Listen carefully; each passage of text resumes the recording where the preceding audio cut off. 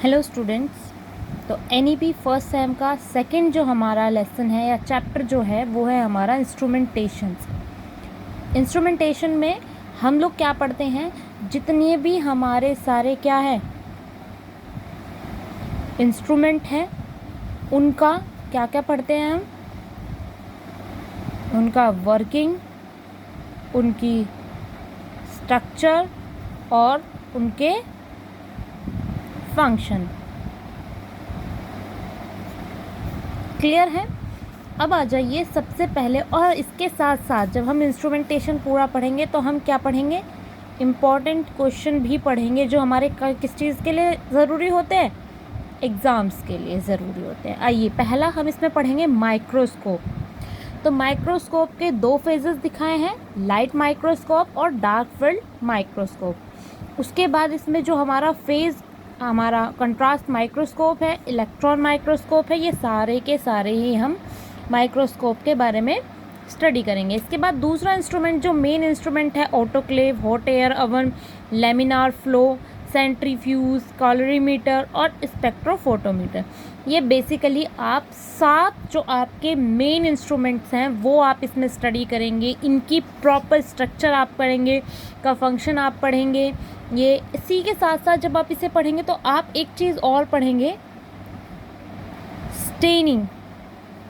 अब स्टेनिंग क्या होती है आपका, बेसिकली इसी में मैं अगर आपको एक शॉर्ट नोट में आपको एक्सप्लेन करूं कि जब भी हम क्या करते हैं, किसी भी स्ट्रक्चर को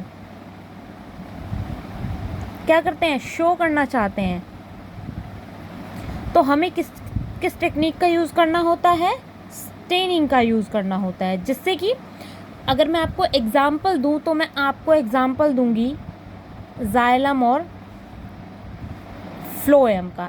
इससे कैसा होगा, हम लोग जानते हैं कि जाइलम जो होता है वो वाटर को क्या करता है, वाटर को एब्जॉर्ब करता है और टिप तक वाटर को आपका भेजता है। और फ्लोएम का वर्क होता है लीफ से जो फूड प्रिपेयर हुआ है, लीफ में जो फूड प्रिपेयर हुआ है उसे पूरे प्लांट में भेज सके।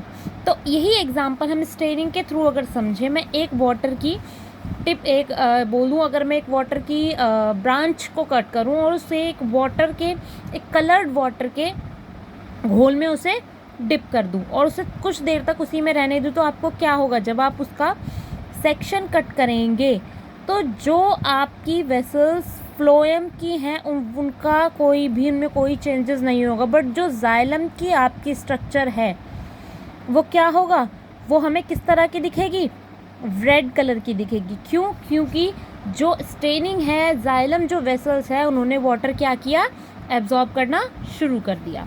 तो ये आपका एक बेसिक सा आपको ये चीज़ें मैंने क्लियर कर दी है कि सेकंड चैप्टर में आपको क्या क्या पढ़ना है और किस तरीके से पढ़ना है।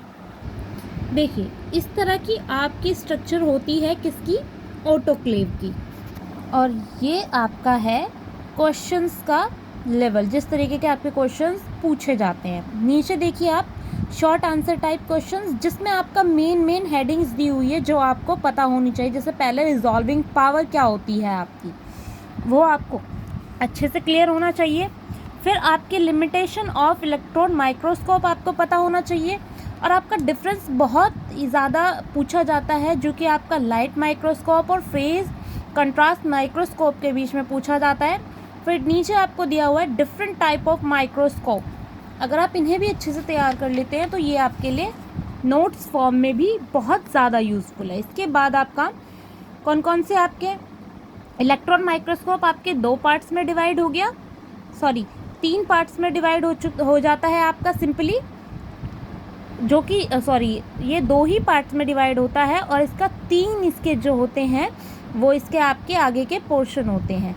ये भी आप देख सकते हैं सारा इसका यूजेस, इसके एडवांटेजेस, सारी चीज़ें इसमें इसी तरीके से हैं। यहाँ पर आप देखिए,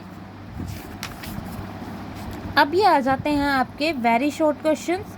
इन्हें भी आप देख लीजिए। जैसे बहुत बार पूछ लिया जाता है आपसे कि आप भाई हमें सिर्फ क्या बताइए, give resolving power of electron microscope. तो आपको पता होना चाहिए कि रिजॉल्विंग पावर क्या होती है।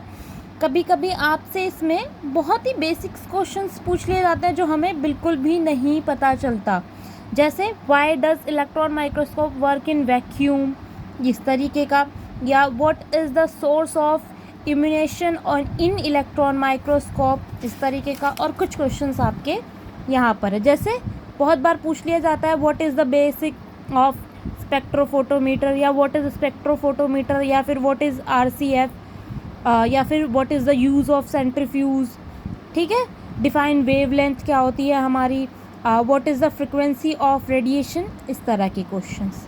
तो आज आई थिंक ये जो सेशन है आपका आपको पूरे अच्छे से समझ में आया होगा।